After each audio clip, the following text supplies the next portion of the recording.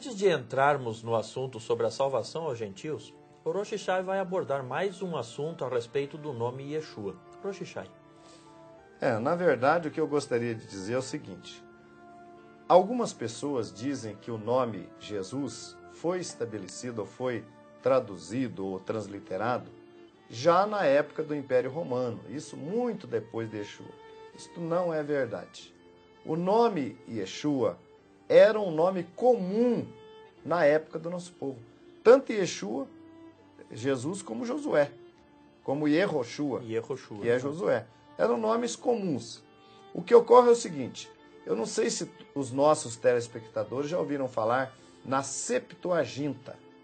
Foi uma versão do Tanar, da Bíblia, feita para um rei grego, o rei Ptolomeu Filadelfo. Mas isso então aconteceu antes da Era Comum. Cerca de 280 anos antes de Yeshua surgir em cena.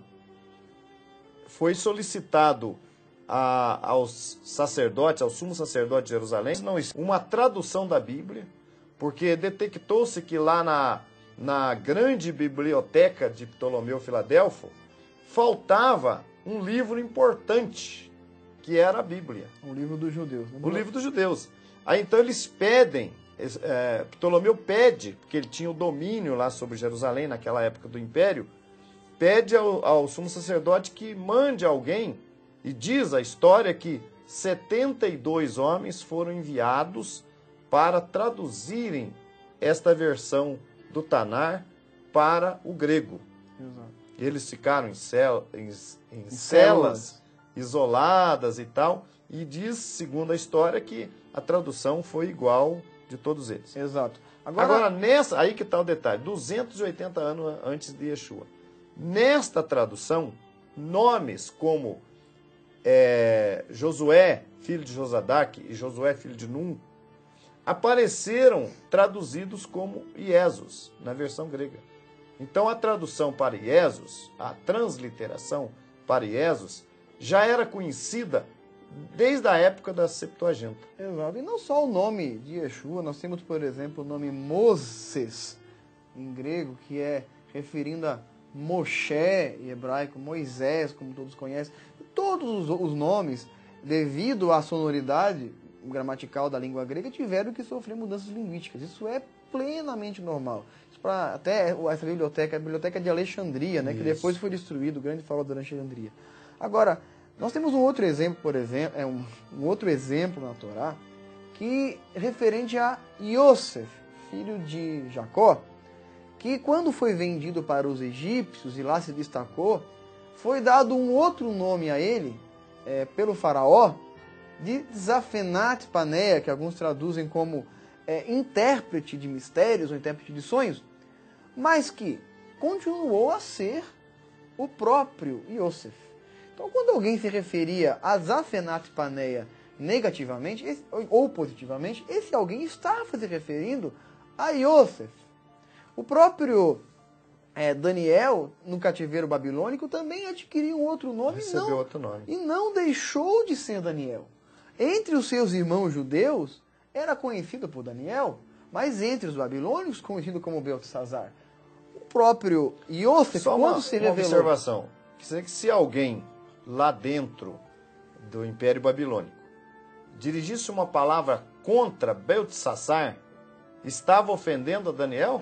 É óbvio, estava ofendendo a Daniel. Então, se alguém fala contra o nome Jesus, que é a transliteração, já no idioma português, se alguém fala contra Jesus, está atingindo a Yeshua. Exato. Está ofendendo o próprio Yeshua. Exatamente. Isso tem outros nomes. Nós temos, por exemplo, aí no mundo não judaico, né, a figura de grandes homens que tiveram seu nome modificado. Por exemplo, nós temos lá Alexander Maximus, chamado de Alexandre o Grande. Nós temos Mohammed, chamado de Maomé, e assim por diante. New York, né? Nós falamos Nova York. Nome então, próprio, né?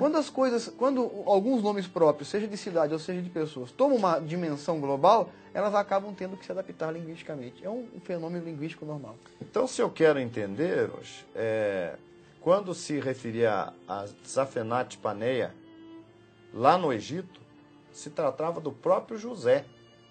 Se alguém ofendesse, dirigisse uma palavra contra esse nome, Zafenat Paneia, estava ofendendo a José. Ah, mas o nome dele original não é de Zafenat Paneia, é José. Mas você está ofendendo o próprio José. Eu gostaria de agora, fazendo a ligação de um assunto com outro, uma pergunta a respeito de salvação aos gentios e também a respeito do nome Yeshua. Se nós ofendendo, ou nós falando mal do nome Jesus, estaremos ofendendo a Yeshua, o detentor do nome? Se nós falarmos mal da pessoa de Yeshua, nós não vamos estar falando mal da própria salvação que ele propôs, tanto para israelitas quanto para gentios? Obviamente, porque a obra de alguém se expressa por meio do seu nome. Se você for contra, ou se você blasfemar contra o nome de Jesus, saiba você que está blasfemando contra a pessoa de Jesus e contra todo o plano que ele fez, e você está descartando a validade dele para a sua salvação. Portanto, quando chega a salvação, convém a gente esclarecer aqui para os nossos telespectadores que a figura de José lá no Egito, conhecido como Zafenat Paneia, era uma figura egípcia. Exato. José não era um egípcio. Ele tinha uma figura egípcia dada pelos egípcios. E Yeshua, o nosso Salvador, é conhecido pelo mundo, o mundo religioso aí fora, como não sendo judeu. Aí há uma gravidade. Eles acabaram atribuindo a Yeshua ou a Jesus uma característica, uma personalidade que ele não é e não foi. Né? Distorcendo a figura dele. Então o Yeshua que nós esperamos, o que virá instalar aqui o seu reino na terra, não será reconhecido por esse mundo cristão. Porque eles vão estar esperando um Jesus, talvez até de terno e gravata, bem ocidental, que não tenha nada a ver com os judeus, e não é isso, né? Yeshua é um varão judeu, a sua noiva, a sua congregação, é uma congregação israelita. E ele não tem muitas coisas que são atribuídas a ele, muitos ensinamentos que são atribuídos a ele, ele nunca ensinou. Nós temos aqui um e-mail que nos chegou no dia 3 de agosto, de São João Nepomuceno, Minas Gerais. Esta irmã que aqui comenta nos pergunta: não é qualquer gentil ou estrangeiro que se salva, Roche e Shai? Nós temos falado em nosso programa, esclarecido bem essa parte. O Eterno, desde o princípio, quando ele chamou o nosso pai Abraão, fez do nosso pai Abraão um povo, ele prometeu ao nosso pai Abraão que todas as famílias da terra, todas as nações, todos os estrangeiros poderiam ser abençoados através do seu povo Abraão. O que nós temos insistido aqui que não existe é o seguinte: Deus não tem compromisso com o gentil, com o não israelita. Nesse caso, o gentil não se salva? Se salva. Se o gentil deseja servir o Deus de Israel, isso tem que brotar de dentro dele, esse desejo de servir o Deus de Israel. Porque o grande problema que nós temos hoje é o seguinte, que o gentil acha que está servindo o Deus de Israel. Ele acha, ele ouviu falar e não, eu estou servindo. Eu conheço Jesus, conheço Yeshua e eu estou servindo. Eu fui chamado, eu tenho ministério. Não é por aí. Se o gentil quiser servir o Deus de Israel, fazer a vontade desse Deus de Israel, esse Deus o recebe. O nosso Deus o recebe. O recebe. Mas de que maneira o recebe? Faz dele um israelita. Agrega ele, esse gentil, ao seu povo. De maneira que esse gentil deixa de ser gentil. Ele não é mais gentil. A partir de então, ele é um israelita. Ou seja, não sei se ficou claro, qualquer gentil, qualquer nação que quiser salvar, Deus quer salvá-lo. Primeira coisa, agregá-lo ao seu povo. Exato. Hiroshi Shulumiel, o meio pelo qual esse gentil é enxertado, né, é Yeshua. Ou seja, qual é o papel de Yeshua no caso do gentil? A obra de Yeshua, no caso do gentil, vai um pouco além daquilo que ele tinha para com a casa de Israel. Porque no que se refere à casa de Israel, aqueles que aceitassem a nova aliança, automaticamente passavam também a dar a salvação. No caso do gentil, a obra de Yeshua o configurava como gentil, ou como israelita, ou seja, era um gentil na carne com um status espiritual de israelita, tendo sido conhecido por Deus como filho de Abraão e dado a ele o selo de legitimidade. É por isso que no caso dos gentios, as escrituras o colocam como adotado. Ou seja, quem é mais filho, o adotado ou o não adotado? Ambos são filhos. Ambos têm parte na herança, ambos têm parte na promessa. O que muda? Muda o meio pelo qual eles se tornaram filhos. Um pela carne, outro pela eleição ou pela escolha, trazendo ele para junto de si. Então o que Deus fez para com os gentios através de Yeshua foi trazê-lo para o seu povo, para que se cumprisse a promessa de que em Abraão todos teriam a sua promessa, seriam benditas as nações da terra. Agora, eu gostaria de colocar o seguinte, tem muita gente que acha, né? Tem alguns, como essa telespectadora aí, ou internauta, acha que nós estamos dizendo que o gentil não tem direito. Não, o gentil, ele tem o chamado do Eterno. Se ele desejar, eu até gostaria de ler aqui um versículo que está na profecia de Isaías, no capítulo 56, que a gente tem citado, versículo 6, que diz assim: E aos filhos dos estrangeiros que se chegarem ao Senhor para o servirem e para amarem o nome do Senhor, sendo desse modo servos seus, todos os que guardarem o Shabat, o sábado, não o profanando, e os que abraçarem o meu concerto. Então, o estrangeiro, o filho do estrangeiro, ele tem que desejar se achegar ao Senhor. Né? Aí, então, o Senhor o coloca no meio do seu povo e lhe dá um nome melhor do que o de filhos e filhas, diz aqui o verso 5º, né? Dá um lugar dentro da sua casa, dentro dos seus muros, dentro do seu povo e um nome. Mas ele torna-se um israelita. Entende? Agora, a grande pergunta seria essa: como é que eu sei se eu sou ou não israelita? Qualquer pessoa, por exemplo, pode achar que está servindo ao Eterno, mas qual é a característica? O que vai me identificar como um servo do Eterno? Dizer que eu sou, qualquer um pode dizer. O que vai dizer?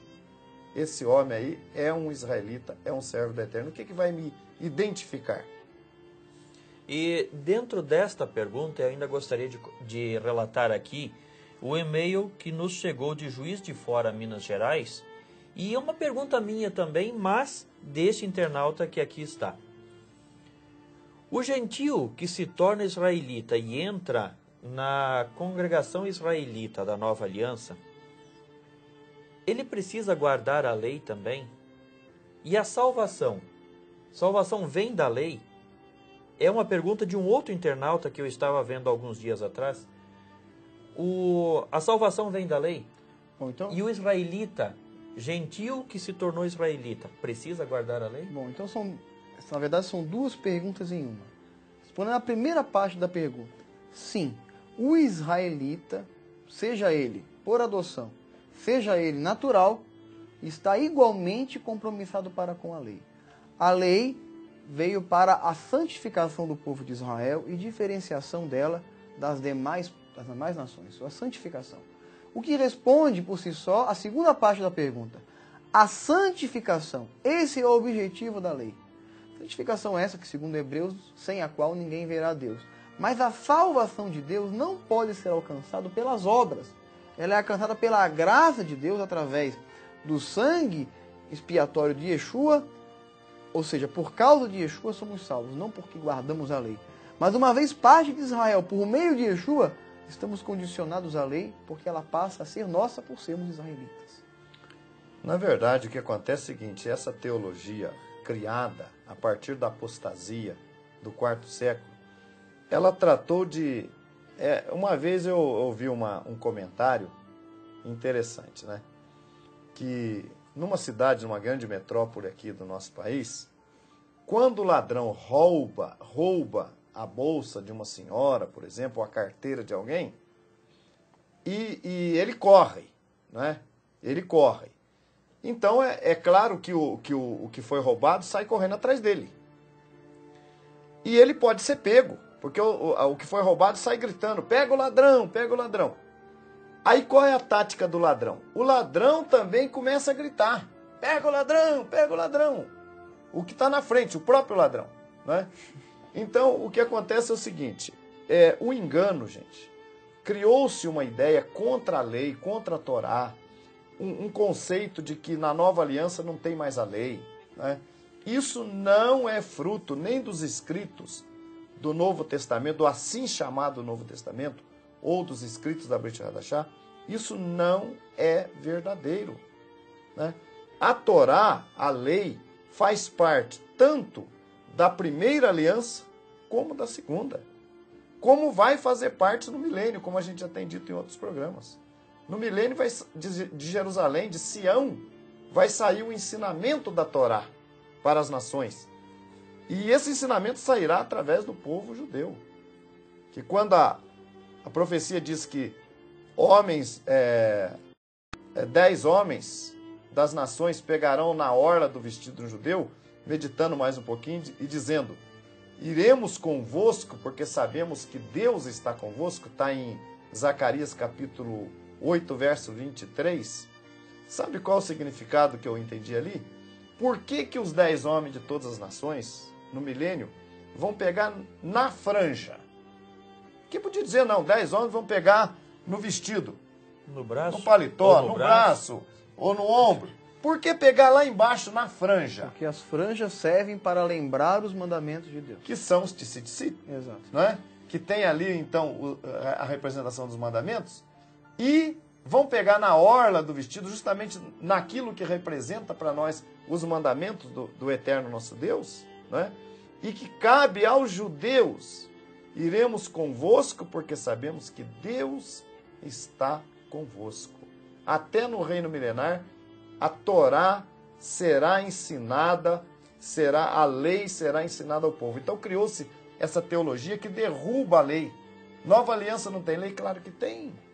Nova aliança é a lei escrita no coração. Você leu um versículo aí que diz, anulamos a Torá pela fé? Romanos 3,31. De maneira nenhuma. Antes, estabelecemos a Torá pela fé. A Torá faz parte da nova aliança. E no próximo bloco, nós vamos voltar a conversar sobre este assunto, o gentio guarda a lei ou não guarda. Nós vamos tornar neste assunto com o gentio adentrando a congregação israelita e também se Yeshua descumpriu a lei no caso daquela mulher adúltera que foi pega em flagrante adultério. Voltamos logo a seguir.